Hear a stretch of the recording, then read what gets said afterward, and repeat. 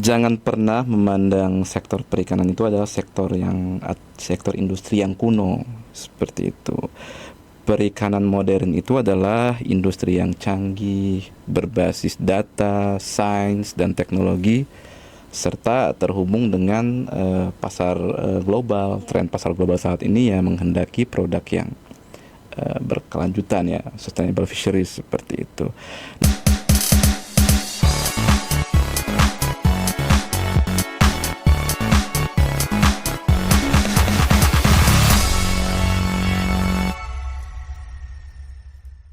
Assalamualaikum warahmatullahi wabarakatuh. Salam sejahtera buat kita semua. Halo Sobat Unamin, senang banget bisa ketemu lagi di segmen yang ditunggu-tunggu, yaitu segmen Talkshow Prodi. Perkenalkan, nama saya Devi Wainingtyas, di sini sebagai host. Dalam kegiatan ini saya akan membahas tentang program studi PHP atau pengolahan hasil perikanan yang ada di Universitas Muhammadiyah Sorong. Bersama kami ada dua narasumber hebat dari AP2HI dan YII, yaitu Ibu Nirmawati dan Pak Herman. Mungkin untuk Bapak dan Ibu bisa memperkenalkan diri dulu. Terima kasih Mbak Devi. Perkenalkan, nama saya Nirmawati. Saya dari Yayasan International Pole and Line Foundation Indonesia, based di Jakarta. Saya berperan sebagai tugas saya sebagai government liaison atau government affairs and policy lead. Ya, halo Mbak Devi, selamat sore ya. Nama saya Herman, saya based di Jakarta, saya dari AP2HI, Asosiasi Perikanan Pole and Line dan Handline Indonesia. Saya sebagai Fisheries Improvement Coordinator, jadi kita melaksanakan program peningkatan perikanan menuju sertifikasi eco-label, dan salah satu site kami itu ada di Papua Barat Daya, Sorong. Ya. Nah, Ibu Nirmawati dan Pak Herman ini akan berbagi pengalaman dan pengetahuan seputar dunia perikanan dan apa sih ketertarikan AP2HI dan YII dan program studi PHP. Baik Ibu dan Bapak, saya akan memulai pertanyaannya, yaitu pertama, bisa tolong jelaskan apa itu AP2HI dan YII dan apa peran utamanya dalam sektor perikanan di Indonesia? Iya, AP2HI itu singkatan dari Asosiasi Perikanan Pole and Line dan Handline Indonesia. Jadi kami itu sebagai asosiasi nirlaba atau non-profit yang menjadi wadah pelaku usaha perikanan, khususnya tuna dan cakalang, yang memperoleh atau yang alat tangkapnya itu dari alat tangkap ramah lingkungan, yaitu alat tangkap handline atau pancing ulur dan alat tangkap pole line atau UHT. Nah, setidaknya secara umum itu kami memiliki dua peran besar ya. Yang pertama itu tentunya mendorong perikanan berkelanjutan, dalam artian memastikan ikan-ikan yang ditangkap kemudian tata kelolanya itu ramah lingkungan, kemudian bertanggung jawab, legal, kemudian ya mendukung hal-hal yang berkaitan dengan perikanan berkelanjutan ya, seperti itu. Kemudian peran umum yang kedua juga itu meningkatkan kesejahteraan nelayan. Jadi selain kita dukung perikanan berkelanjutannya, yang kedua juga adalah kita meningkatkan kesejahteraan nelayannya. Nah, dengan cara apa? Dengan cara kami mencoba dengan anggota-anggota kami memperluas akses pasar. Jadi kita memperkuat daya saing pasar tuh jatuhnya. Kita membantu produk tuna Indonesia agar diterima di pasar global ya, yang mana pasar global ini dia menuntut standar yang tinggi. Nah, terutama melalui ada namanya platform atau program perbaikan perikanan atau Fisheries Improvement Project, dan sertifikasi eco-label ya, seperti sertifikasi MSC atau Marine Stewardship Council, kemudian sertifikasi fair trade juga. Jadi itu yang AP2HI perannya dan mencoba melakukan program di situ, seperti itu. Kami dari YII, Yayasan International Pole and Line Foundation Indonesia, Jadi kami adalah NGO, non government organisasi. Kalau Pak Herman dari asosiasi, kami dari NGO-nya, dari LSM-nya. Sesuai namanya, kami juga sangat mendukung dan mencoba mempromosikan alat tangkap Paul and Line, ya, menguatkan alat tangkap Paul and Line, dan kami bekerjanya secara internasional. Jadi tim kami global, tidak hanya di Indonesia. Ada di beberapa negara, di South Africa, di Maldives, UK, dan Belanda, seperti itu. Dan kami untuk Indonesia, kami mencoba penguatan pengelolaan perikanan tuna, karena kan Paul and Line itu tuna, ya, perikanan tuna Paul and Line, melalui fasilitasi wadah pengelolaan yang perikanan yang lebih kolaboratif dan partisipatif. Nah, contohnya kegiatan kami kemarin dengan Dinas Kelautan dan Perikanan Provinsi Papua Barat Daya, ya, jadi mencoba mewujudkan itu. Jadi perikanan ini kan, terutama tuna ini kan berwilayah jauh, ya, dia tidak menetap di satu wilayah seperti itu. Jadi pengelolaannya pun perlu pengelolaan yang melibatkan semua stakeholder, seperti itu. Inilah salah satu kontribusi kami, ya, untuk pengelolaan perikanan tuna Paul and Line di Indonesia. Kami juga sebenarnya itu juga inline, ya, dengan apa yang APDHI lakukan, yaitu penguatan pasar, ya, karena wadah kolaboratif ini juga menjadi concern bagi konsumen di luar sana, ya, Pak Herman, ya. Jadi mereka orang-orang yang membeli tuna di luar sana juga mau concern tidak hanya pada kualitas tuna, tapi bagaimana tuna ini, kondisi tuna ini ditangkap, seperti itu. Gimana pengelolaan tuna ini yang mereka beli, seperti itu. Kami juga selain itu kami juga mencoba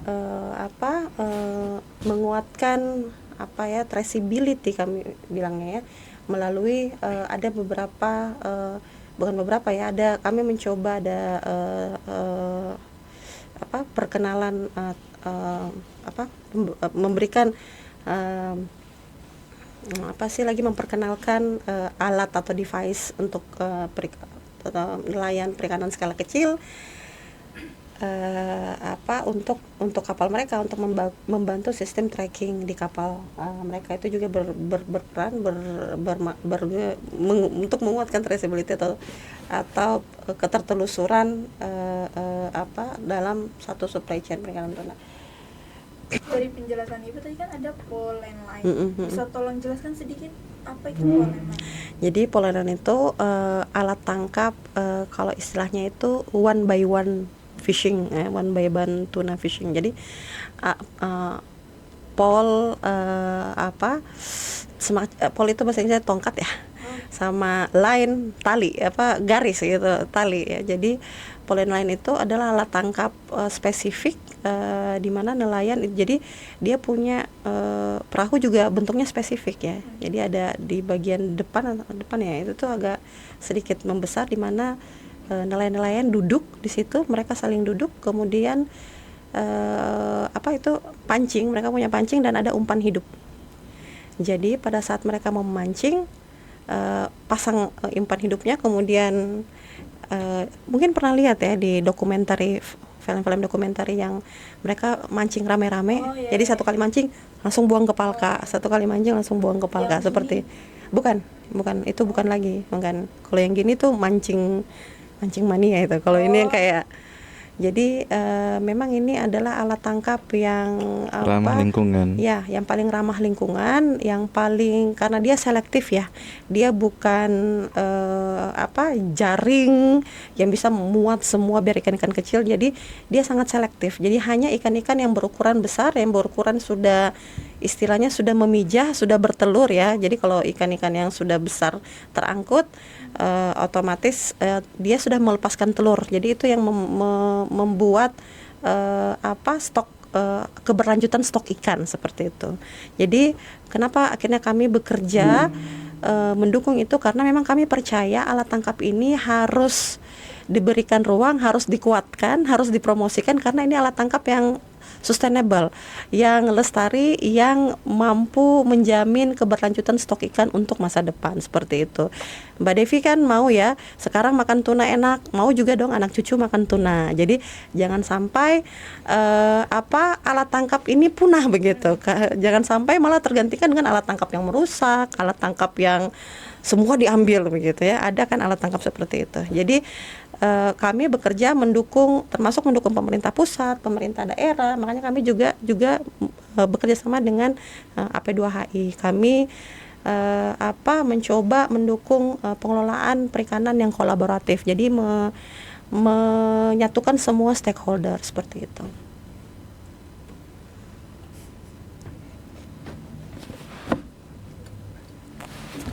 Untuk Ibu dan Bapak bisa ceritakan sedikit tentang latar belakangnya dan bagaimana terlibat di bidang perikanan. Mungkin dari Ibu dulu first. Ya, saya kebetulan berkuliah di Ilmu Kelautan Perikanan di Universitas Hasanuddin.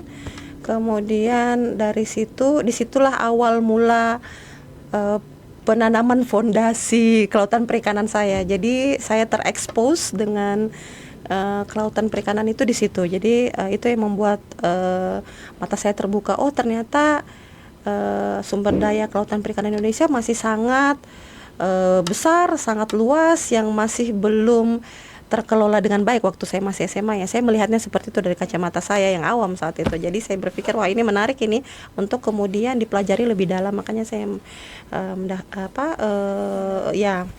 saya kuliah di situ. Kemudian saya lanjut di S2 saya di Universitas Wageningen di Belanda. Alhamdulillah saya dapat beasiswa Stunet, beasiswa Belanda untuk di Marine Resource Management waktu itu. Kemudian saya beberapa tahun saya pulang kerja dengan LSM lokal untuk juga perikanan yang destruktif, mencoba ya mau mempromosikan perikanan yang sustainable, mencoba memberikan penyadaran ya, awareness terhadap dampak destructive fishing dan sebagainya.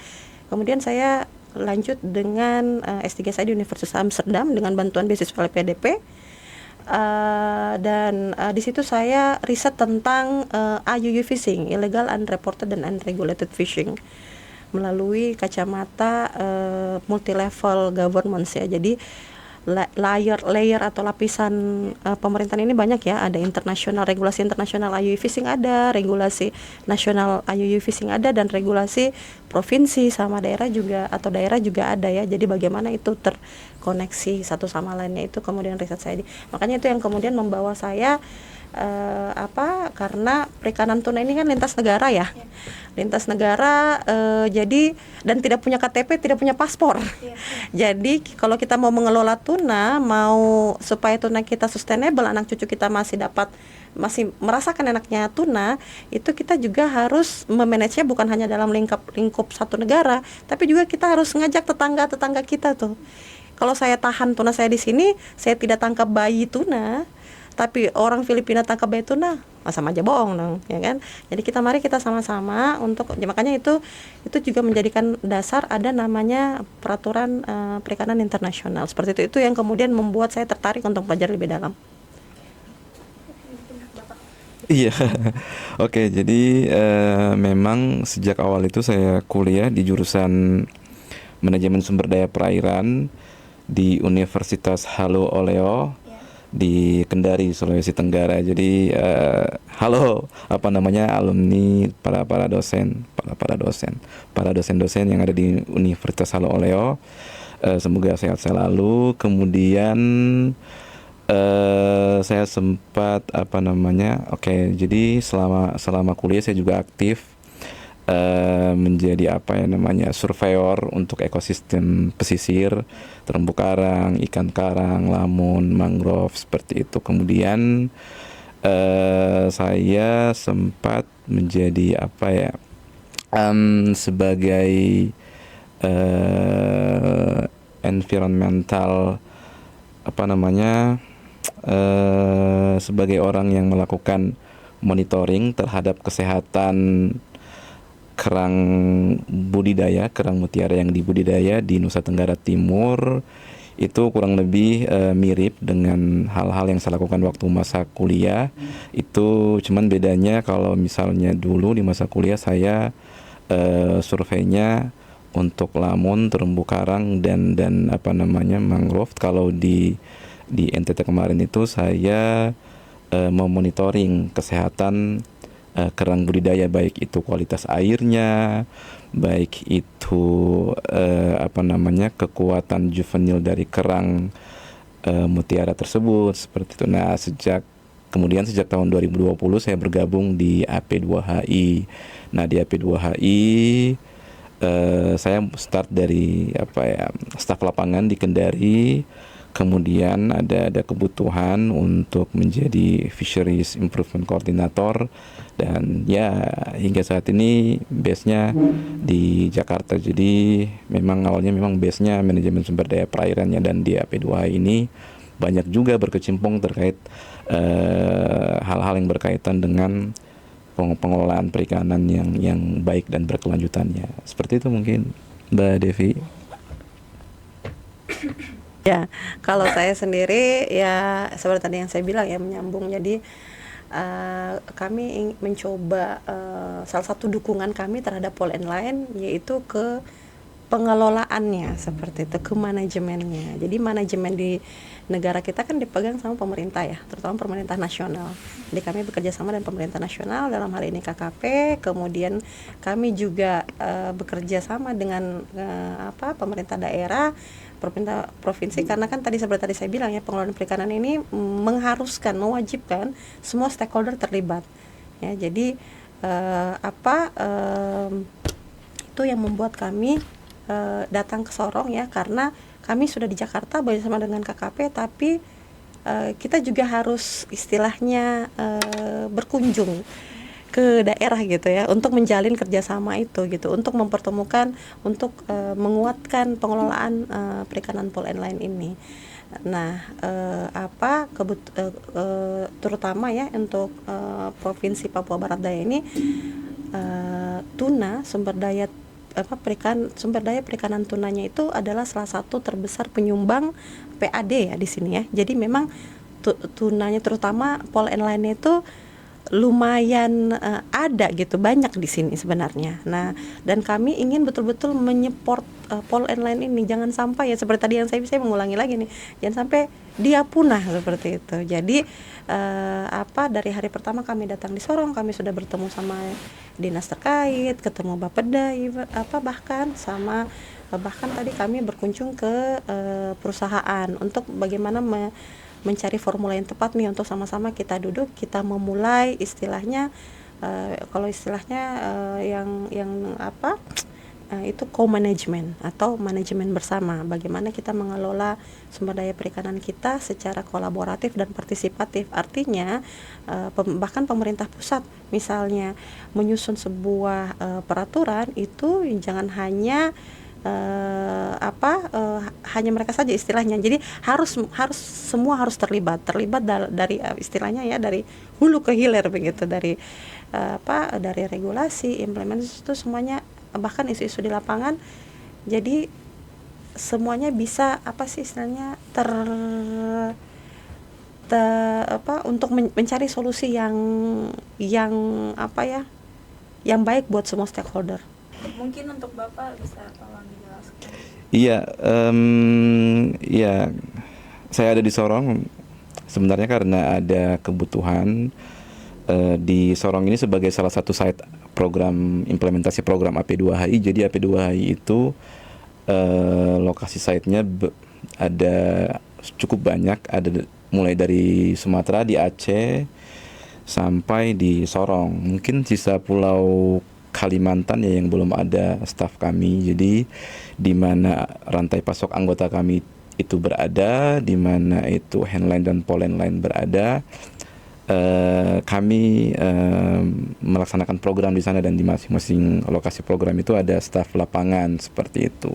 Jadi secara struktur kerja, setelah staf lapangan itu untuk menghandle staf lapangan ini, Itu ada apa namanya, ada regional koordinatornya, kemudian ada fisheries improvement koordinatornya. Nah, saya mencoba menghandle seluruh apa namanya program, terutama yang fisheries ya, di seluruh program lokasi program AP2HI, salah satunya ya Sorong. Kemudian kebutuhan yang lain adalah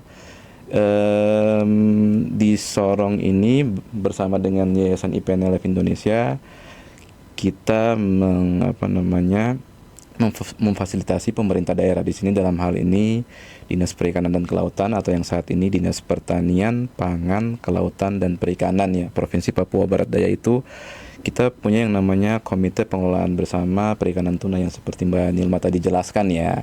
Jadi itu semacam wadah untuk berkolaborasi, membahas data, isu-isu perikanan, kebijakan perikanan, seperti itu. Nah, karena Papua Barat Daya ini mekar, jadi kita perlu membuat satu entitas baru di KPBP ini, yang tadinya mungkin KPBP Provinsi Papua Barat, yang saat ini mungkin di Manokwari ya, ibu kotanya ya. Nah, kita mau bikin entitas yang baru untuk pengelolaan bersama di sini, yaitu Komite Pengelolaan Bersama Perikanan Tuna, Cakarang dan Tongkol Provinsi Papua Barat Daya, seperti itu. Hal ini untuk menjawab atau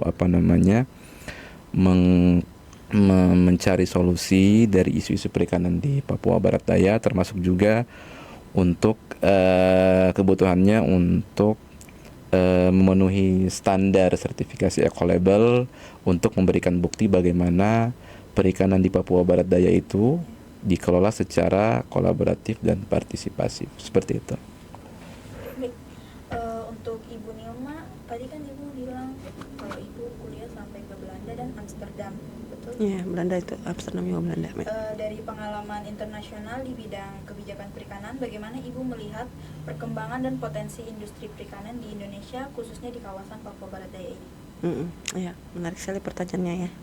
Terima kasih Mbak Devi. Jadi khusus untuk Papua Barat Daya, jadi potensi perikanan seperti tadi yang saya bilang ya, potensi perikanan tuna Papua Barat Daya itu salah satu tertinggi penyumbang PAD ya di sini. Jadi memang besar seperti itu. Dan tadi juga saya bilang bahwa tuna ini highly migratory species ya, atau spesies yang berenang jauh begitu ya, melintasi negara. Jadi apalagi kita di Papua Barat Daya ini border atau berbatasan dengan Pasifik langsung ya. Jadi kalau mau dibilang di bagian atas utara itu sudah wilayah Pasifik, dekat Palau, dekat PNG. Nah, dalam dunia ini itu ada namanya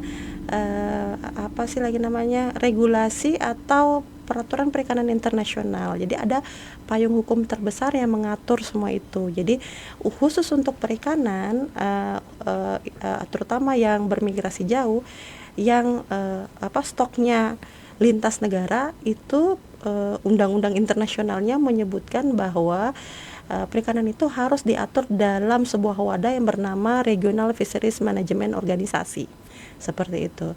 Nah, buat kita Indonesia yang lokasi secara geografis berada di apit sama dua samudra ya, Pasifik ada Indian Ocean ya. Kita menjadi anggota dari Pasifik, sama ada yang di bawah selatan, tapi saya membahas sebenarnya tiga Regional Fisheries Management Organisasi atau 3 RFMO. Tapi khusus untuk Papua Barat Daya kita masuk ke dalam bagian ada namanya Western Central Pacific Fisheries Commission. Jadi organisasi ini yang kemudian Indonesia menjadi member. Ada beberapa negara-negara Pasifik lain yang kecil-kecil seperti Fiji, Vanuatu, Mikronesia. Pokoknya yang kecil, kalau kita lihat peta itu yang dot-dot itu.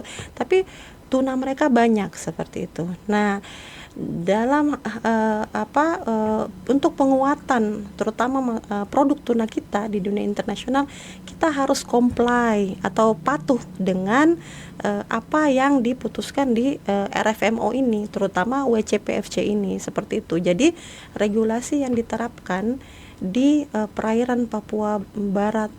Kalau kita dalam pengelolaan itu ada perairan ini sudah dibagi-bagi menjadi ke dalam 11 wilayah pengelolaan perikanan ya. Jadi ada 11, ada nomor-nomornya. Papua Barat Daya ini masuk ke dalam WPP atau wilayah pengelolaan perikanan nomor 717 yang bagian utara dan 715 yang bagian selatan bawah, seperti itu ya. Jadi yang bagian atas itu berhubungan sudah dengan RFMO WCPFC tadi. Nah, kalau kita misalnya ya tadi Pak Herman menyebut tentang eco-label. Jadi salah satu persyaratannya juga adalah compliance atau kepatuhan bukan hanya pada untuk negara, tapi juga di mana ikan itu ditangkap.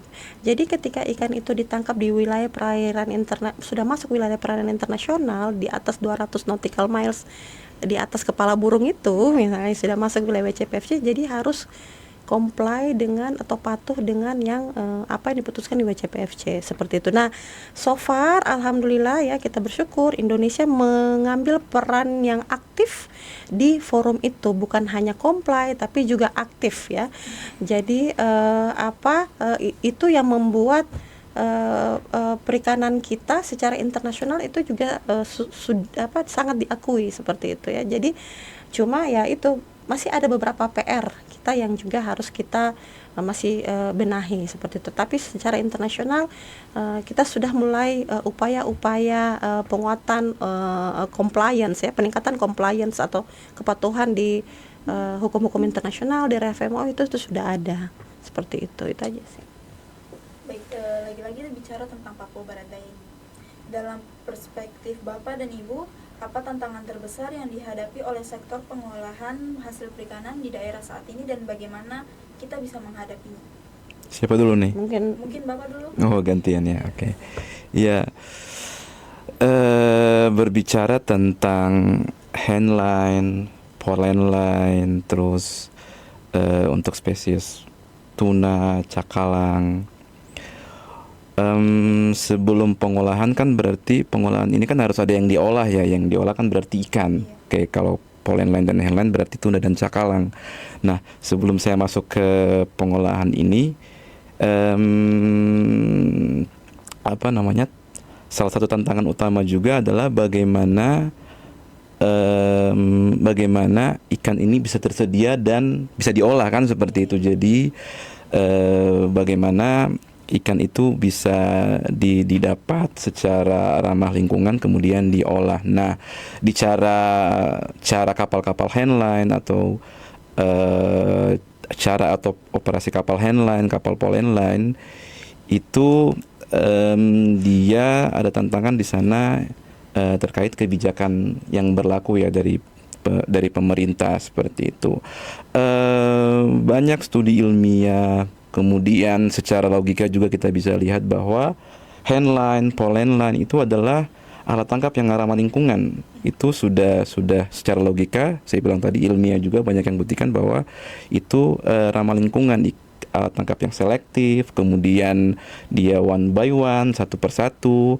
Apalagi saat ini sudah terbukti bahwa di Papua Barat Daya ini sejak Februari kemarin sudah tersertifikasi eco-label MSC seperti itu. Nah, maksud saya kebijakan yang ada itu, kebijakan pemerintah itu harusnya melihat perikanan yang ramah lingkungan ini dalam artian handline, poleline sebagai perikanan yang bisa dikembangkan. Mungkin dia diberi, kalau bahasa saya diberi hak khusus, diberi eksklusivitas dalam operasinya, tidak disamakan dengan alat-alat tangkap tuna yang lainnya. Seperti itu, karena kalau misalnya kebijakan itu disamaratakan, alat tangkap yang ramah lingkungan juga ini kena, kemudian alat tangkap yang lebih intensif misalnya dalam dalam alat tangkap yang kelompok jaring misalnya seperti itu kan, jadi keperpihakan penghargaan itu tidak kelihatan mendukung perikanan handline dan poleline ini. Contohnya saja yang kondisi di sini bahwa secara kebiasaan, secara musim alat tangkap pol landline di Papua Barat Daya itu dia bisa menangkap di ada namanya wilayah pengelolaan perikanan di 717, dan di musim yang lain dia bisa menangkap di wilayah pengelolaan perikanan 715 seperti itu. Nah, sementara WPP 717, WPP 715 ini dia berbeda secara zonasi. Dalam hal ini kebijakan penangkapan ikan terukur itu dia berbeda zonasi, sehingga izin nelayan itu dia tidak boleh mengambil dua WPP ini sebagai fishing ground mereka. Dia harus memilih salah satunya. Nah, sebelum kebijakan PIT kan itu masih boleh mereka bisa menangkap di 717, kemudian di 715 saat ini dengan kebijakan PIT itu tidak bisa lagi. Maksud saya oke lah, misalnya alat tangkap dari kelompok jaring atau yang lebih intensif itu dibatasi, diatur dengan baik. Akan tetapi untuk alat tangkap yang saya bilang tadi sudah terbukti ramah lingkungan kayak pol landline ini, dia harusnya beri hak yang eksklusif. Maksudnya dia dibedakan tuh, karena sudah terbukti ramah lingkungan, ya udah seberantakan, seserampangan apapun dia beroperasi kan tidak akan membahayakan lingkungan, karena tadi itu dia satu persatu ramah lingkungan. Jadi harusnya untuk yang pol landline ini diberikan hak khusus, dia bisa menangkap di 2 WPP ini. Jadi misalnya mungkin tidak boleh berbeda zona, tetapi untuk alat-alat tangkap yang ramah lingkungan kayak pol landline itu boleh. Kalau seperti itu berarti bisa mendukung tuh, bisa meningkatkan perikanan pol landline saat ini. Karena yang perlu diketahui bersama bahwa saat ini pol landline makin menurun, jumlah kapalnya menurun, produksinya semakin menurun, operasionalnya besar, kemudian cuaca juga, perubahan iklim. Jadi itu salah satu tantangannya. Nah, masuk ke pengolahan, mungkin sebenarnya pengolahan ini mungkin lebih spesifik ke anggota-anggota kami ya, perusahaan-perusahaan ya. Tapi mungkin saya bisa sampaikan secara umum juga bahwa yang saya lihat ya saat ini mungkin tantangannya ada di fasilitas rantai dingin, kemudian di sumber daya manusia seperti itu. Nah, fasilitas rantai dingin ini kan kayak semacam fasilitas cold storage, pabrik es, mungkin ada di pulau-pulau seperti di Pulau Buaya.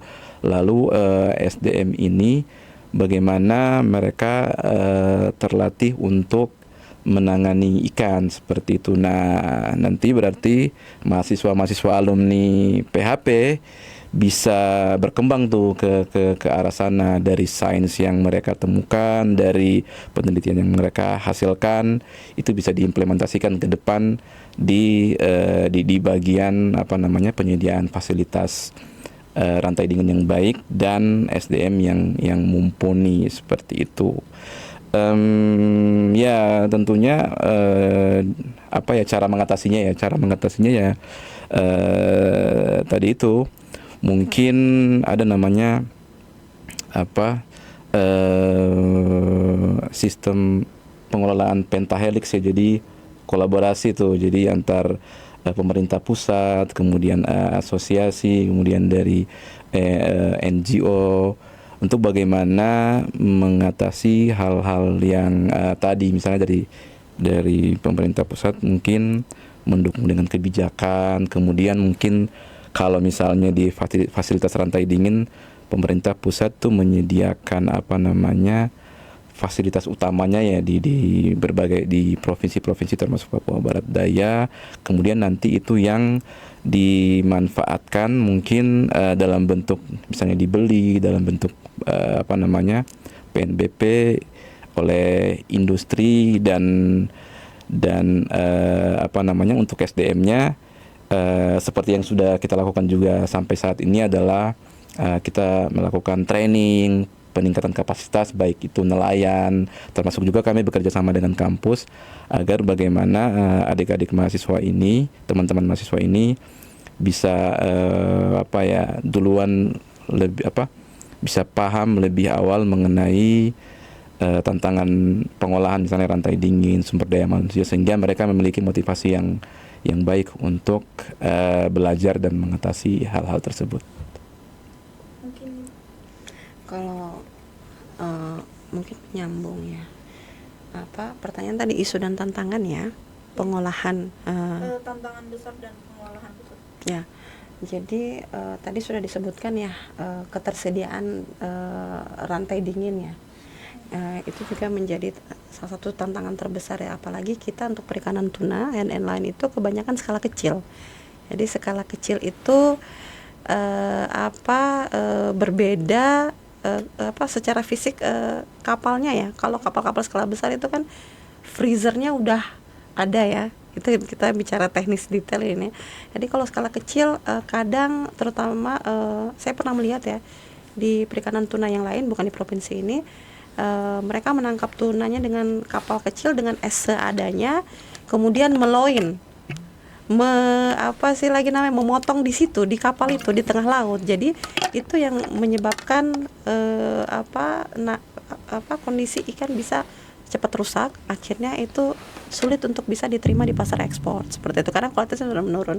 Nah ini yang perlu, ini salah satu tantangan kita. Jadi sebenarnya pemerintah nasional itu sudah punya ada namanya kurikulum untuk mentraining nelayan-nelayan dalam hal itu CPIB, cara penangkapan ikan yang baik, penanganan ikan yang baik. Nah, di training CPB inilah diajarkan nelayan-nelayan untuk gimana caranya menangkap supaya ikan tunanya itu dagingnya sampai di pengolahan, sampai di pabrik itu masih fresh seperti itu. Itu tuh sudah ada. Nah, kami dari YI bekerja sama dengan pemerintah pusat, KKP dalam hal ini KKP mencoba untuk memfasilitasi training itu. Ini sementara berlanjut di SUPM, jadi ada training namanya sertifikasi kecakapan nelayan dan CPIB. Jadi itu ya salah satu tantangannya, di samping dari tantangan untuk menjamin keberlanjutan stok ikan tadi melalui intervensi regulasi yang menguatkan operasional penangkapan ikan dari alat tangkap pol inline ini, alat tangkap yang sudah terbukti sangat sustainable atau sangat lestari seperti itu. Itu aja ya. Baik, dan sejak kapan AP2HI menjalin kerjasama dengan program studi PHP di Universitas Muhammadiyah Sorong dan apa bentuk kerjasamanya? Boleh dikasih contoh? Oke, iya. Iya, waktu itu yang menjajaki kerjasama, kebetulan waktu itu saya sempat hadir juga untuk penjajakan kerjasamanya dengan Dekan Fakultas Perikanan dan Ilmu Kelautan Universitas Muhammadiyah Sorong ya. Kalau tidak salah di 2023 kita sudah ada menjalin kerjasama dalam bentuk MOU seperti itu. Nah, programnya itu diantaranya ada 3 ya. Yang pertama itu magang lapangan. Jadi salah satu kebutuhan program perbaikan perikanan ini kan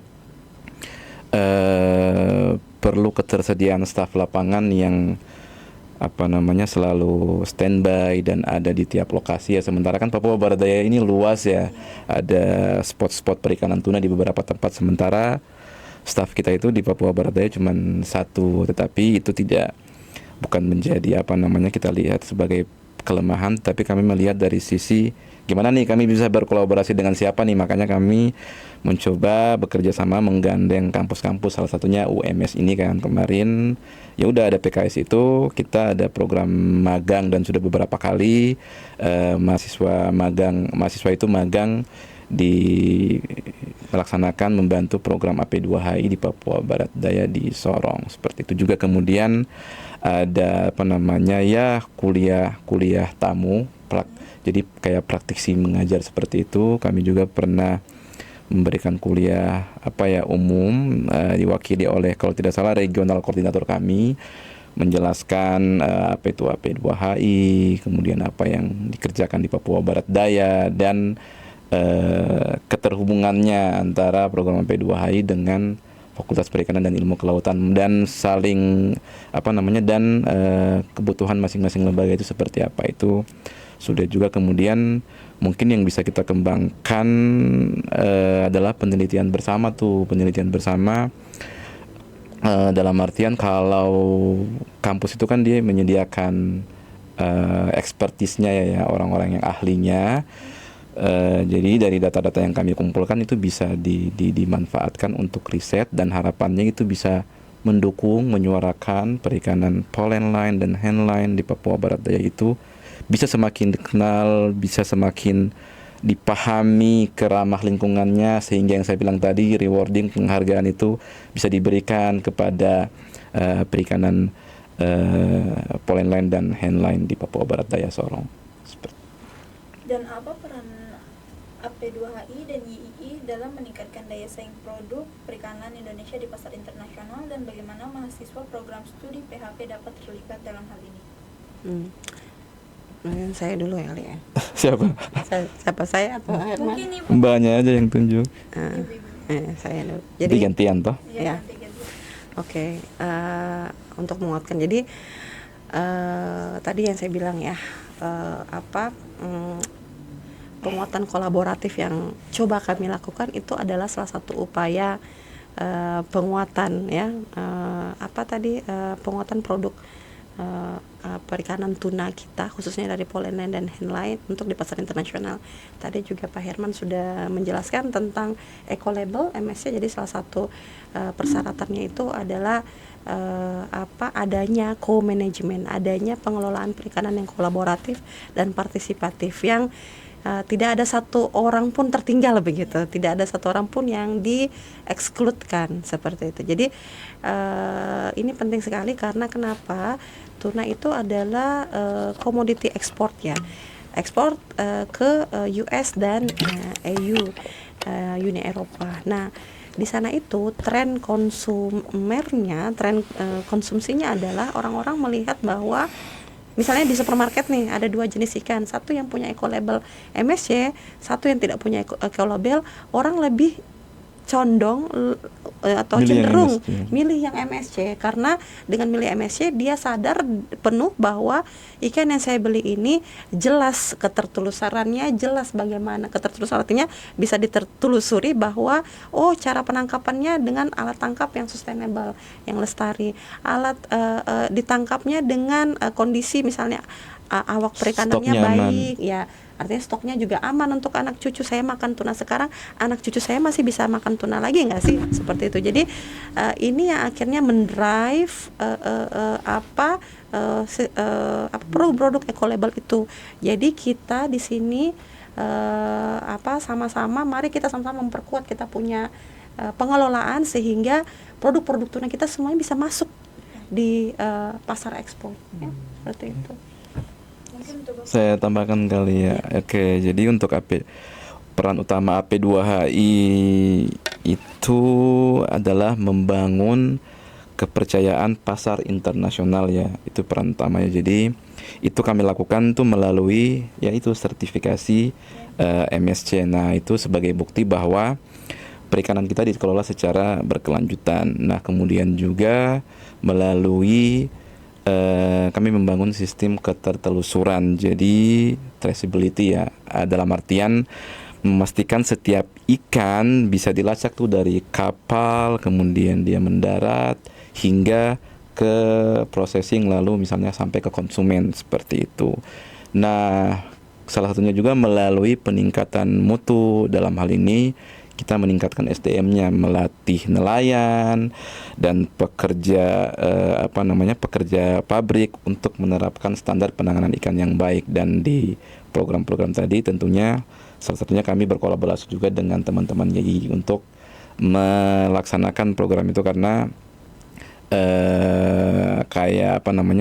kegiatan pelatihan, training nelayan, karyawan pabrik itu kan butuh tenaga dan biaya ya. Nah, kadang-kadang tenaga dan biaya itu bukan masalah kalau misalnya kita bekerja secara bersama-sama. Olehnya karena itu ada tuh aspek-aspek kolaborasi dengan organisasi lain. Salah satunya diantaranya ada MDPI, salah satunya juga dari Yayasan IPNLF Indonesia.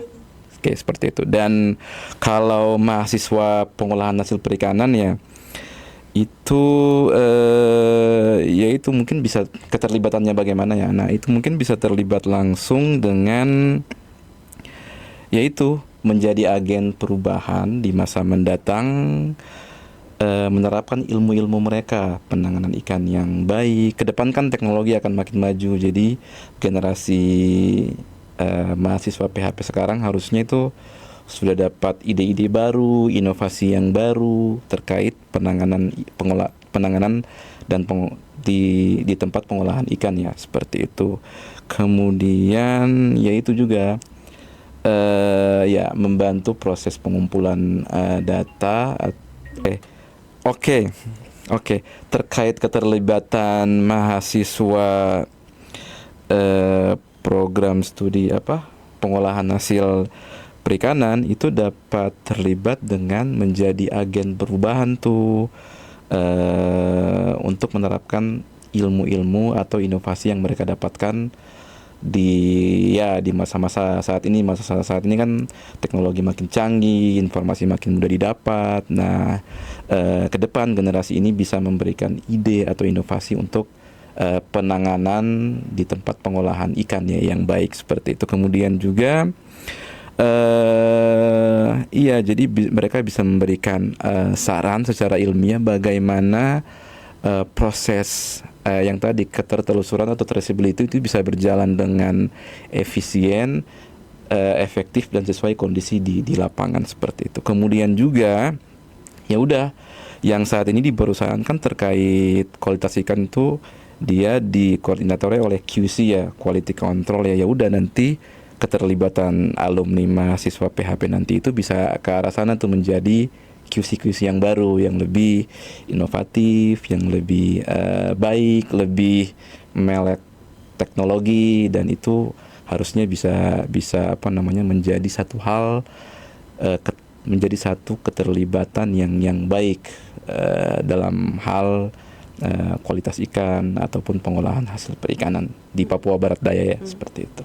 Ataupun ya nasional juga, bahkan internasional ya bisa harusnya. Mungkin saya tambahin itu ya, saya juga belum ya pelibatan mahasiswa PHP juga, selain dari apa yang Pak Herman tadi sampaikan, kalau PHP sebenarnya juga bisa terlibat dalam pengelolaan atau pengaturan ya di sisi internasional, atau bagaimana mengadaptasikan peraturan internasional ke nasional, karena kan lulusan alumni PHP lebih tahu teknis detailnya ya, otomatis teknis detailnya itu kemudian bisa menjadi input dalam penyusunan regulasi, seperti itu. Nah, regulasi kita karena produk kita produk internasional, otomatis kita juga harus comply atau patuh dengan hukum-hukum internasional ataupun regulasi dari negara ekspor yang dituju, seperti itu. Jadi alumni PHP juga sebenarnya tidak hanya bisa berkiprah sebagai KISI, tapi juga bisa mungkin sebagai regulator gitu, sebagai decision maker, karena dengan ilmu teknis yang dia miliki, dia tahu betul apa yang harus dia buat dan apa yang harus dia regulasi, seperti itu. Apa yang harus dia pengaturan yang sesuai seperti apa, itu dia punya knowledge-nya. Kacau ya. Lanjut. Menurut Bapak dan Ibu, apa prospek kerja bagi lulusan program studi PHP? Spesifik ini prospek kerja. Oke. Ya beda-beda tipis lah ya. Kayak tadi lah. Ya saya dulu. Oke. Jadi mungkin ya lulusan PHP itu harusnya tidak hanya menjadi pekerja ya, tetapi justru bisa menjadi motor penggerak industri, menjadi supervisor quality misalnya, bisa menjadi quality assurance, quality control seperti yang saya bilang tadi, bahkan mungkin bisa menjadi manajer produksi perikanan ya di industri perikanan tuna misalnya. Kemudian sudah barang tentu bisa menjadi wirausaha perikanan, seperti itu, membangun suatu perusahaan, mengimplementasi ilmunya, baik itu mungkin secara kualitas tapi juga melihat dari sisi keberlanjutannya, seperti itu. Nah, harapan kerjasama AP2HI dengan Fakultas Perikanan kan untuk mempromosikan nih agar perikanan berkelanjutan ini menjadi mindset juga ya, untuk alumni-alumni, ya bahkan untuk program studi pengolahan hasil perikanan sekalipun.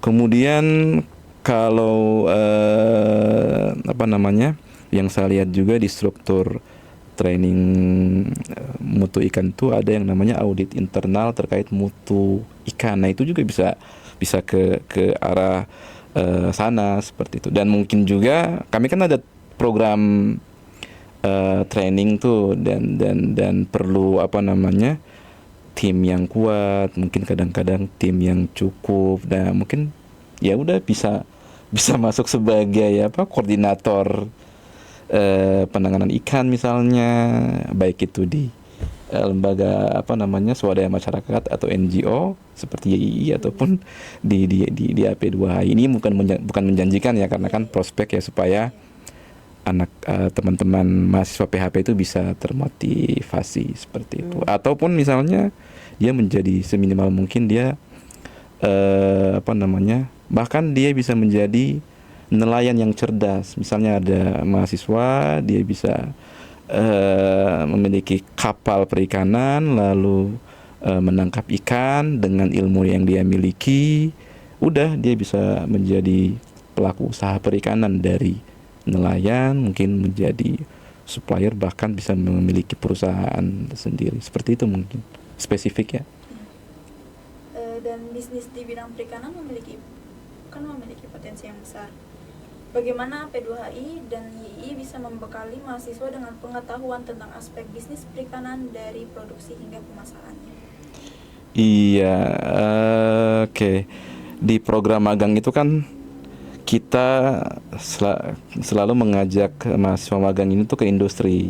Kita melihat langsung, bertanya langsung bagaimana bisnis perikanan itu, dalam hal ini tuna dan cakalangnya di anggota kami yang kami fasilitasi, itu berjalan bagaimananya, itu mereka bisa bertanya di sana, dan itu apa namanya, dia bisa mempelajari aspek bisnis perikanannya ya, seperti itu. Kemudian juga dalam kuliah tamu, kalau mungkin sebelumnya kita apa namanya, staf AP2HI sendiri yang memberikan kuliah umum apa yang AP2HI ketahui, nanti mungkin ke depan bisa berkembang, kami bisa memfasilitasi misalnya salah satu owner perusahaan anggota kami untuk memberikan penguatan kewirausahaan tuh, dan sekaligus dengan apa namanya, dengan staf AP2HI-nya misalnya memberikan informasi terkait tren pasar global yang lagi dibutuhkan saat ini, bagaimana perikanan itu bisa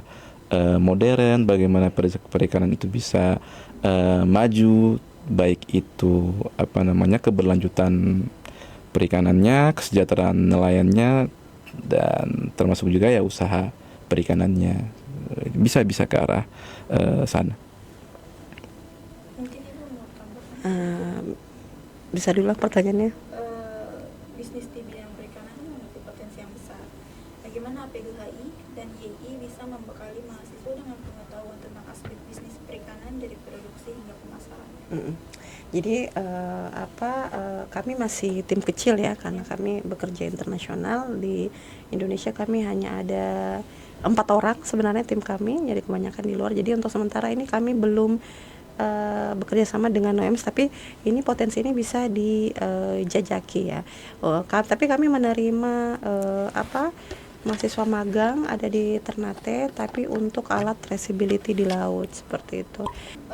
Untuk pertanyaan terakhir, Bapak Ibu, harapan Bapak dan Ibu untuk para calon mahasiswa yang ingin bergabung di sektor perikanan, khususnya untuk program studi PHP di Universitas Muhammad Islam.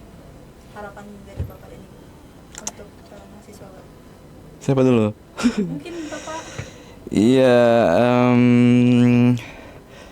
ya ini mungkin untuk calon dan untuk alumni juga kali ya, atau yang lagi kuliah juga kali ya, supaya tidak patah semangat kan. Paling mungkin harapan kami itu jangan pernah memandang sektor perikanan itu adalah sektor industri yang kuno, seperti itu. perikanan modern itu adalah industri yang canggih, berbasis data, sains, dan teknologi, serta terhubung dengan pasar global. Tren pasar global saat ini ya menghendaki produk yang berkelanjutan ya, sustainable fisheries seperti itu. Jadi teman-teman calon mahasiswa yang ingin bergabung dengan prodi pengolahan hasil perikanan di Unamin, itu kalian itu adalah calon pemimpin di untuk masa depan sektor perikanan tuna ini ya. Jadi teman-teman itu yang akan memastikan kekayaan laut Papua Barat Daya tidak hanya diambil tetapi juga dikelola secara baik, memberikan nilai tambah yang maksimal dan mensejahterakan masyarakat lokal. Jadi mari kita bangun perikanan Indonesia yang modern, berkelanjutan, dan mendunia, langsung dari Sorong, Provinsi Papua Barat Daya. Assalamualaikum warahmatullahi wabarakatuh. Lucu banget. Herman udah kayak pembawa berita aja. Astagfirullah. Sorry.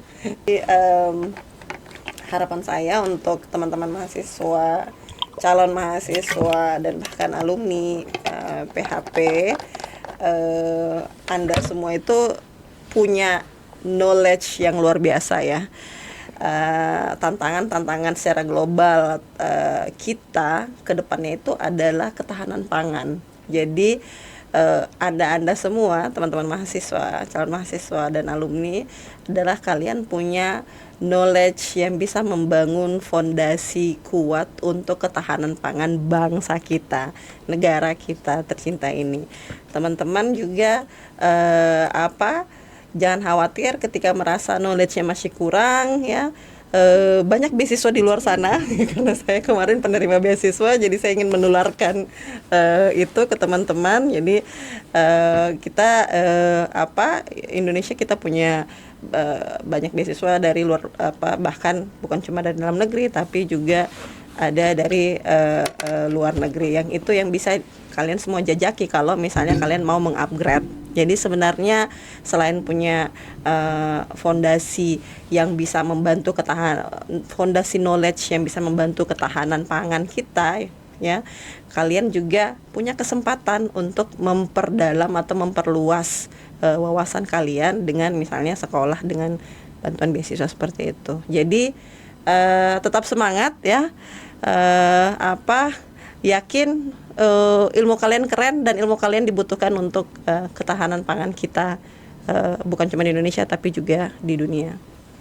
Semoga informasi dari AP2HI dan YII bisa membantu kalian yang tertarik di dunia perikanan dan pengolahannya, karena banyak sekali potensi di bidang perikanan ini.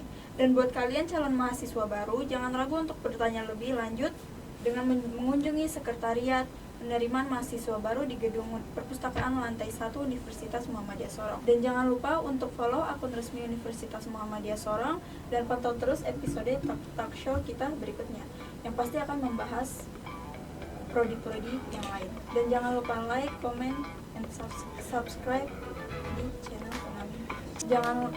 Jangan lupa untuk follow akun AP2HI dan YII dan akun Universitas Muhammadiyah Sorong. Saya Devi Wayuningtyas pamit undur diri. Terima kasih sudah menyaksikan. Sampai jumpa di lain waktu.